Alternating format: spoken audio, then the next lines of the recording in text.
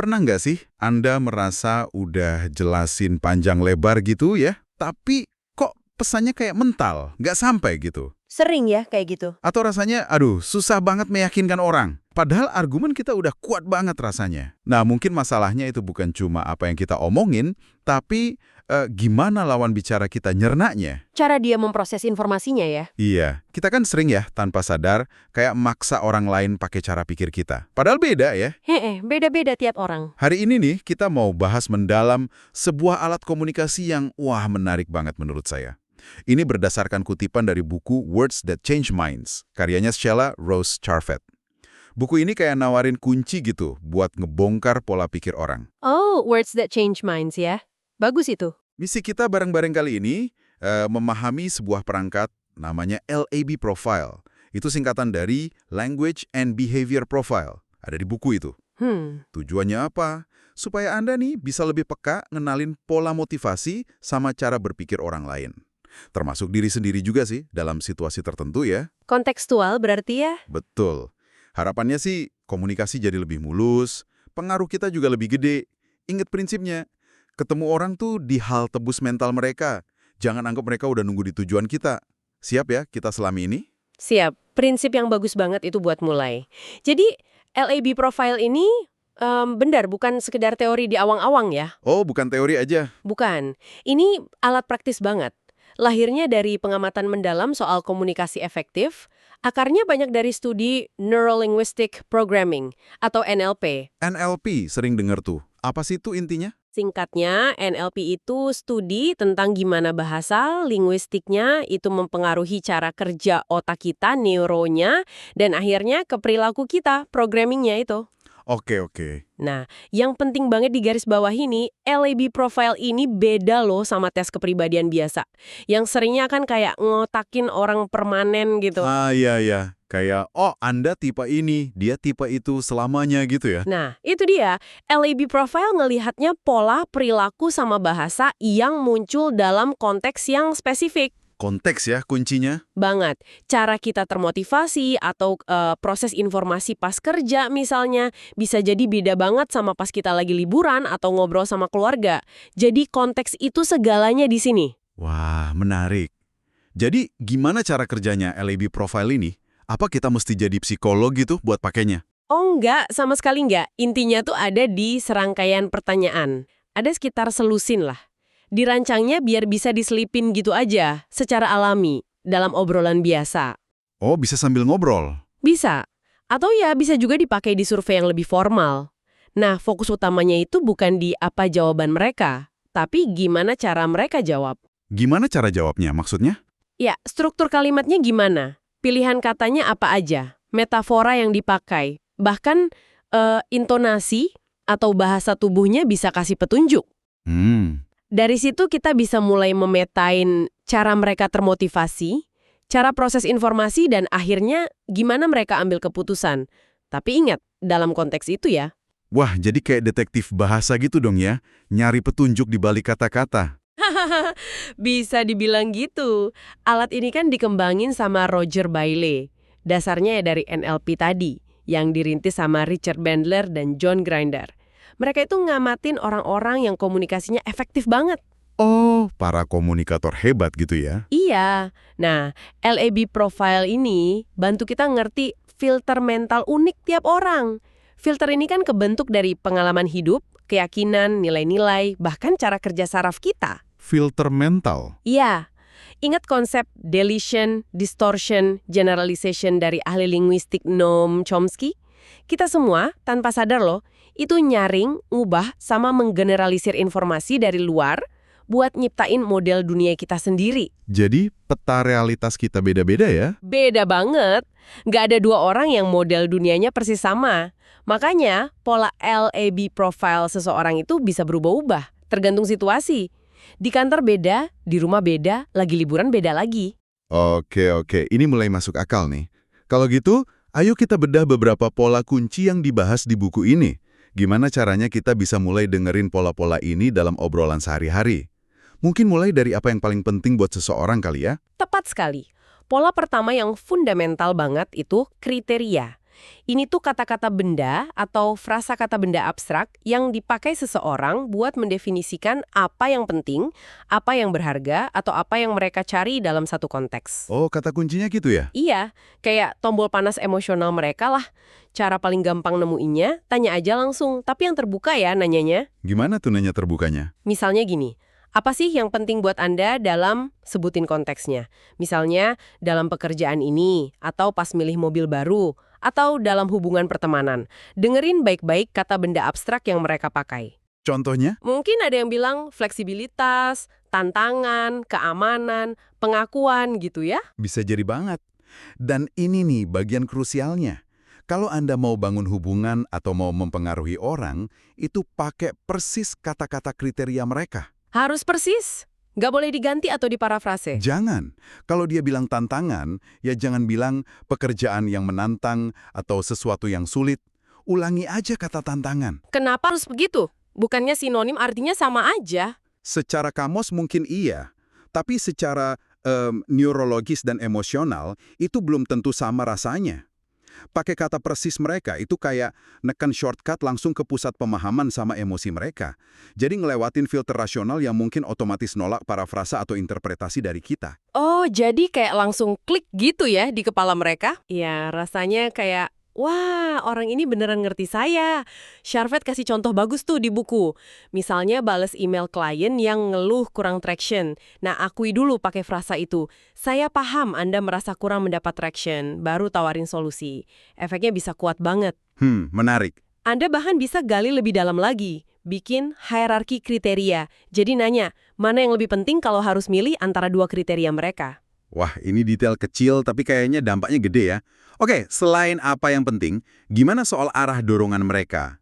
Saya pernah dengar tuh, ada orang yang ngejar wortel, ada yang menghindarin tongkat pemukul. Bener nggak sih? Nah, Anda masuk ke pola berikutnya nih, namanya arah motivasi atau direction. Pertanyaannya, apakah seseorang itu cenderung geraknya menuju toward, tujuan, hasil, atau keuntungan yang mau dicapai, atau mereka lebih termotivasi buat menjauh dari, away from, masalah, risiko, atau hal negatif yang pengen dihindari. Bedanya gimana tuh yang toward sama away from? Orang toward itu termotivasi sama apa yang mau mereka dapetin atau capai. Gaji gede, kepuasan, pengakuan gitu-gitu.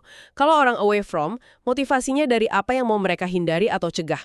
Takut nggak bisa bayar tagihan, hindarin konflik, takut gagal. Terus, mana yang lebih bagus? Ngejar tujuan atau ngehindarin masalah? Nah, ini dia. Dua-duanya punya fungsi dan sama-sama valid. Nggak ada yang lebih bagus. Oh gitu. Kurang waspada sama potensi masalah di jalan. Iya juga ya. Sebaliknya, orang away from itu detektor masalah yang hebat. Jago ngidentifikasi resiko, antisipasi apa yang bisa salah, jago troubleshooting. Tapi kelemahannya, mereka bisa kejebak di mode madamin api terus. Atau terlalu fokus sama masalah sampai lupa tujuan besarnya. Lupa prioritas. Jadi dua-duanya penting buat keseimbangan ya. Penting banget. Wah, menarik banget ini. Saya jadi kepikiran kalau dalam tim gitu, kita mungkin butuh dua tipe ini ya. Yang satu jaga tujuan, yang satu jagain biar gak jatuh ke jurang. Idealnya gitu. Buku ini juga ngutip riset menarik loh, yang nunjukin bias tersembunyi terkait pola ini. Bias gimana tuh? Ditemuin kalau investor baik pria maupun wanita itu cenderung ngajuin pertanyaan toward ke pengusaha pria. Kayak gimana rencana Anda buat menang gitu. Tapi ngajuin pertanyaan away from ke pengusaha wanita. Gimana Anda mastiin nggak rugi? Serius? Kok gitu? Nah, ini nunjukin gimana kita tanpa sadar bisa aja memproyeksikan atau ngarepin pola tertentu dari orang lain cuma berdasarkan asumsi kita aja. Wow, itu contoh bias yang halus tapi nyata ya. Oke, kita udah tahu apa yang penting, kriteria, terus arah motivasinya, direction. Sekarang gimana soal sumber keyakinan mereka? Maksudnya, gimana seseorang tahu kalau dia udah ngelakuin sesuatu dengan benar atau udah yakin sama sesuatu? Ini bawa kita ke pola sumber atau source. Ada dua, internal atau eksternal. Pertanyaan kuncinya simple, gimana Anda tahu Anda udah ngerjain tugas dengan baik, atau gimana Anda tahu pilihan ini pas buat Anda? Terus jawabannya gimana bedainnya? Orang dengan sumber internal itu bakal merujuk ke penilaian, standar, atau perasaan internal mereka sendiri. Jawabannya mungkin kayak, ya saya tahu aja, rasanya pas kok. Menurut standar saya sih ini bagus. Mereka nggak terlalu butuh validasi dari luar. Oh, yakin dari dalam diri gitu ya? Betul. Sebaliknya, orang dengan sumber eksternal, mereka butuh informasi, data, atau feedback dari luar diri mereka. Mereka baru merasa yakin kalau udah dapat pujian bos, lihat data penjualan naik, baca ulasan bagus, dengar pendapat orang lain, atau pokoknya ada bukti konkret dari dunia luar. Ini pasti penting banget ya dalam hal ngasih feedback atau nyoba meyakinkan orang ya? Banget! Coba bayangin, Anda nyoba ngasih perintah langsung ke orang yang sumbernya internal kuat. Kemungkinan besar bakal ada resistensi. Kenapa? Karena mereka butuh ngerasa bahwa mereka yang mutusin. Jadi pakainya bahasa saran atau language of suggestion. Kayak Anda mungkin mau mempertimbangkan ini ada beberapa opsi buat Anda pikirin, gimana menurut Anda kalau kita coba, hindari bahasa perintah atau command language. Anda harus begini, lakukan ini. Oke. Terus kalau ke orang eksternal? Nah, ke orang eksternal, ngasih data pendukung, testimoni, atau pujian yang tulus, itu bisa efektif banget. Charvet bahkan punya teknik namanya macho teste. Ini khusus buat komunikasi sama orang internal yang kuat banget pendiriannya. Biar ide kita bisa diterima, tanpa mereka ngerasa digurui atau dianggap nggak tahu. Intinya sih, hargai otonomi penilaian mereka. Oke. Kriteria, arah, sumber. Wah, kayak ngupas lapisan bawang ya ini. Apalagi nih, gimana caranya sampai seseorang itu benar-benar yakin? Kan ada orang yang butuh waktu lama, ada yang cepet banget gitu kan? Itu masuk ke pola meyakinkan atau convincer patterns. Dan ini ada 2 bagian. Pertama, saluran atau channel. Indera mana sih yang paling dominan buat mereka untuk mulai proses informasi menuju keyakinan? Maksudnya indera, penglihatan gitu? Iya. Apa mereka tipe yang perlu melihat bukti? Kayak grafik, demo produk, ekspresi wajah, atau perlu mendengar penjelasan? Kayak presentasi, testimoni lisan, nada suara, atau malah perlu membaca detailnya? Laporan, artikel, email, atau malah perlu melakukan sesuatu sendiri? Nyoba produk, ngerjain tugas, ngerasain langsung. Kebanyakan orang punya 1 atau 2 saluran dominan. Oke, saluran. Terus bagian keduanya? Bagian kedua itu mode. Gimana informasi dari saluran tadi diproses sampai keyakinan itu solid? Ada beberapa mode utama. Apa aja tuh modenya? 1. Jumlah contoh. Mereka baru yakin setelah lihat, dengar, baca, atau lakuin sejumlah kali tertentu. Misalnya, saya perlu lihat laporan positif 3 kali baru percaya trennya naik. Oh, butuh diulang-ulang ya? Bisa jadi. Kedua, otomatis. Mereka cenderung cepat yakin atau nggak yakin berdasarkan kesan pertama atau data awal aja. Cepat ya berarti? Iya. Ketiga, konsisten. Nah, ini unik. Mereka sebenarnya nggak pernah 100% yakin selamanya. Tiap interaksi baru itu evaluasi ulang. Keyakinan mereka sifatnya sementara, perlu dijaga terus. Wah, repot juga ya kalau gitu. Ada tantangannya. Keempat, periode waktu. Mereka butuh waktu tertentu lewat dulu buat ngamatin konsistensi atau hasil. Saya baru yakin program ini berhasil kalau udah jalan 6 bulan tanpa masalah. Jadi harus sabar nunggu ya? Betul. Jadi kalau kita mau meyakinkan seseorang nih, kita perlu tahu kombinasi saluran sama modenya gitu.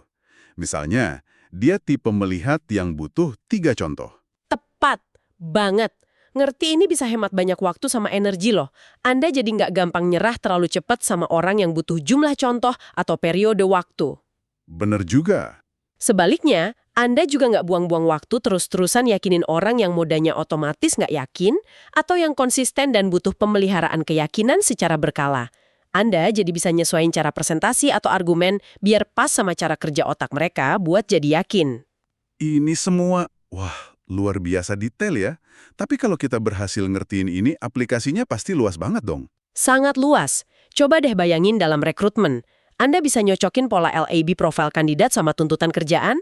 Contohnya gimana? Misalnya, posisi quality control gitu ya, mungkin lebih cocok buat orang away from, yang detail, yang jeli lihat potensi masalah.